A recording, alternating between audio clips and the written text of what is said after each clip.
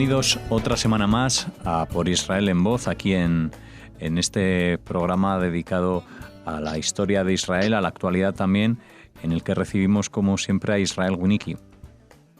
Shalom, ¿cómo están? Muy bien, volvemos otra vez una semana más a este espacio en el que los oyentes tienen la oportunidad de escucharte, Israel, para conocer temas de actualidad, temas históricos, y hoy vamos a hablar de ambos, pero vamos a comenzar por la actualidad y vamos a hacerlo hablando del alcalde de Jerusalén. Sí, más bien no el alcalde de Jerusalén, sino cómo a veces se distorsionan las noticias.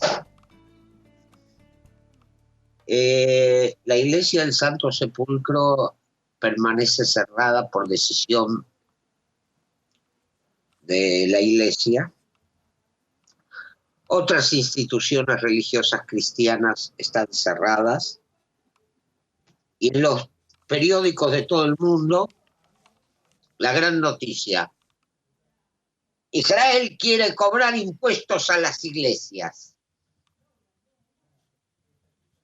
Israel quiere ahogar a las iglesias cobrándoles impuestos. Y por supuesto los comentarios en los diarios. ¿Por qué no les cobran impuestos a las sinagogas? ¿Por qué no les cobran impuestos a los rabinatos? ¿Por qué con la iglesia? Y por supuesto los dirigentes palestinos como Hanan Ashrawi diciendo que los cristianos palestinos han estado por siglos acá y ahora el gobierno de Israel quiere extorsionarlos. Y eso es deformar las cosas. Vamos a poner los puntos sobre las íes. La intención del alcalde de Jerusalén, Nir Barkat, no es cobrarle a las iglesias, conventos y escuelas religiosas impuestos. La iglesia,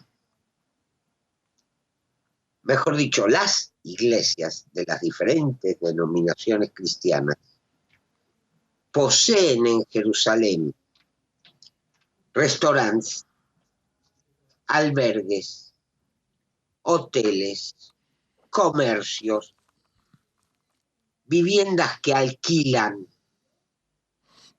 que hasta ahora estaban exentos de impuestos.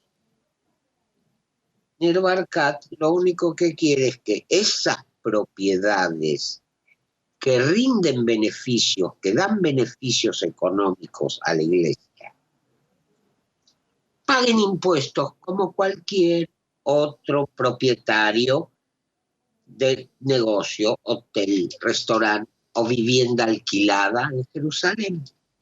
Algo muy simple y lógico.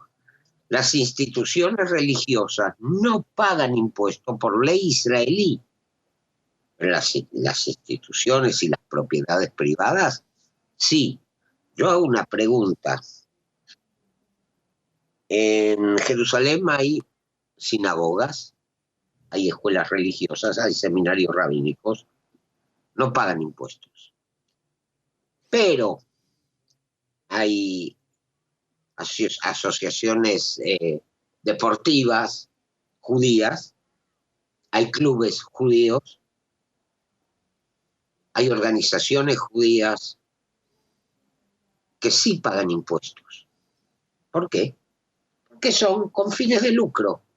Si la iglesia tiene un restaurante que presenta un menú, el que come en ese restaurante paga la cuenta, lo lógico es que ese restaurante pague impuestos.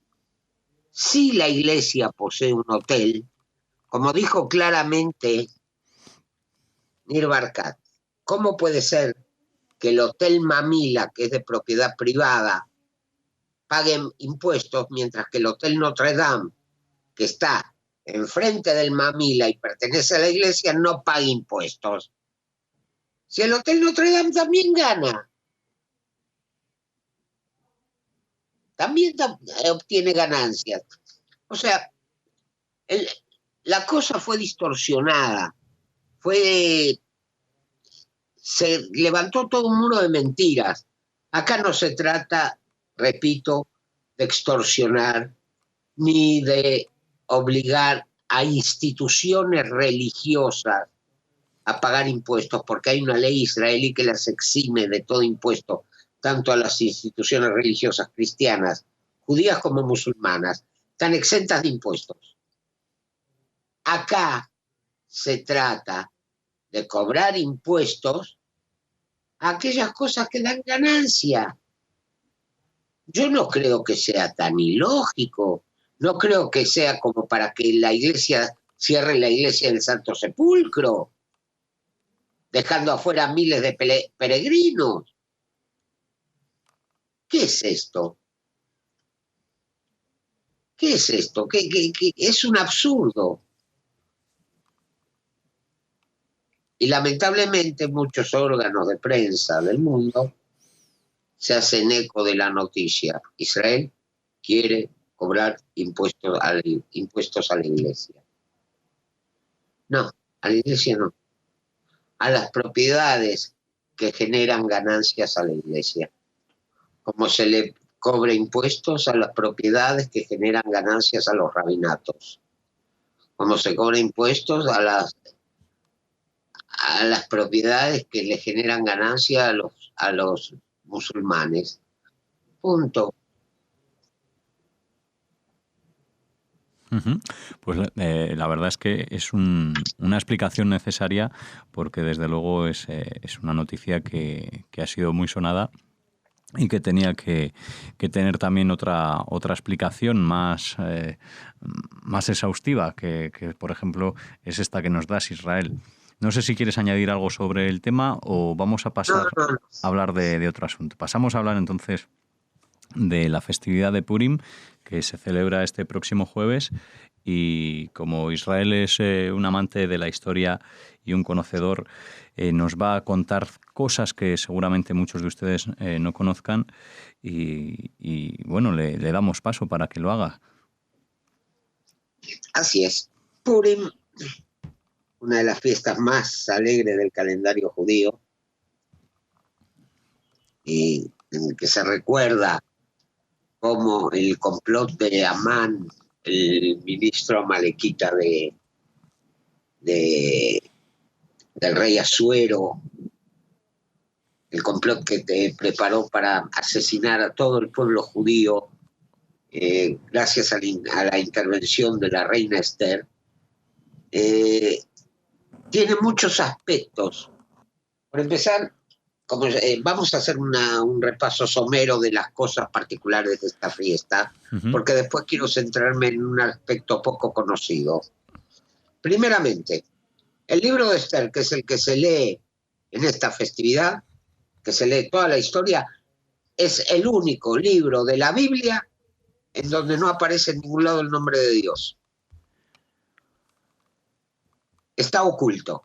¿Por qué? Porque es una fiesta de ocultamiento, de disfraz, de enmascararse. La reina Esther que no revela su origen. La reina Esther que se hace pasar por no judía. ¿Para qué? Para descubrir el complot de Amán. También es la fiesta donde, a diferencia de otras, los sabios dicen que hay que festejarla con grandes banquetes y brindar hasta lo yada, hasta no saber distinguir entre bendito Mordejai, o sea, el tío de Esther, y maldito Amán. O sea, emborracharse. Esos son algunos aspectos. También está el hecho de los disfraces, ya lo dije, el envío de regalos a los amigos, limosnas a los pobres, etcétera, etcétera. Pero hay algo de Purim que muy pocas veces se comenta. Es el tema del Purimspiel, las obras o parodias de Purim. Es una costumbre que viene desde hace muchos años, muchos siglos. El Purimspiel viene de la palabra Spiel significa jugar, representar. El Purim Spiel justamente es la representación de Purim. Se hacen obras de teatro parodiando el libro de Esther.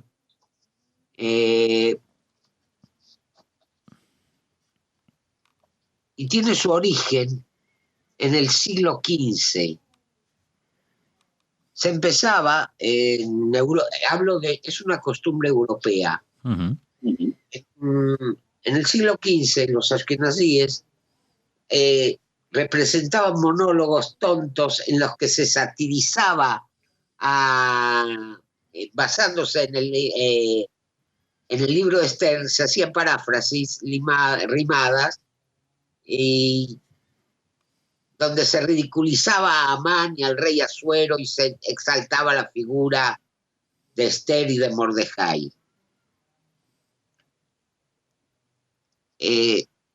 A comienzos de los siglos XVI y XVII,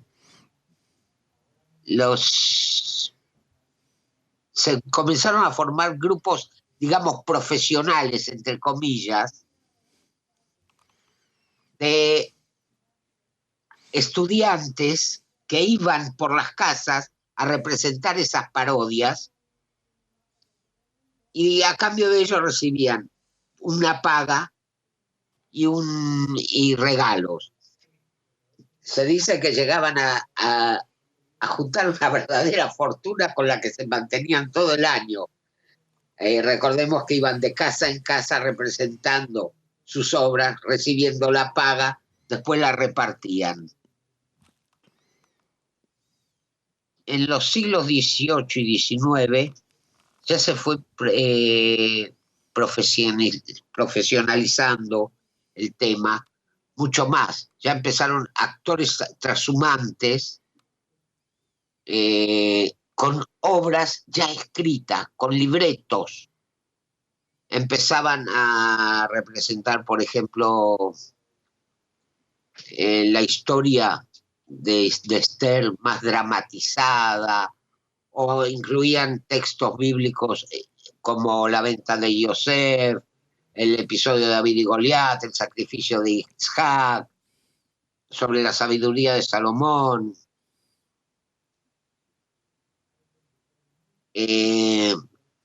Inclusive en algunos momentos ya se pasaban de la raya hasta tal punto que la comunidad judía de Frankfurt quemó una obra de Purim debido a lo vulgar, a lo chabacano del tema.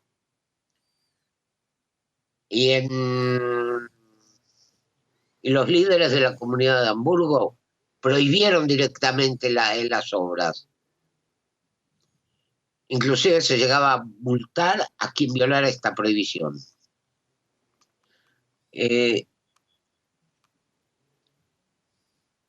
Como dije al principio, se realizaban las representaciones de casa en casa por aficionados, pero llegó un momento en que ya eran dramas con acompañamiento musical y se le realizaban en lugares públicos por una entrada. Actualmente se realizan en muchas comunidades y sinagogas. Son monólogos breves, rimados y graciosos, y otros incluyen espectáculos de marionetas para niños pequeños. O sea, hace una parodia de una obra de Broadway con decorados, disfraces, canciones, bailes y otras cosas. Bueno. Sea como sea, en las actuales Purimspiel no son más que la continuación de aquello que empezara en el siglo XV. Pues aquello que empezaba en el siglo XV, como nos contaba Israel Winicki, ya los askenazíes hacían estas sátiras, ¿no?, breves, que han llegado hasta la actualidad y esperemos que nos sigan divirtiendo durante esta festividad de Purim que llega ya este próximo jueves. Hablaremos ya quizá sobre alguna de ellas si es que tenéis y si la oportunidad de ver alguna. Pero despedimos ya aquí el programa, se nos acaba el tiempo y volveremos ya por Israel en Voz en una próxima edición. Muchas gracias. No hay por qué, Purim Sameach, y hasta la próxima, si Dios quiere.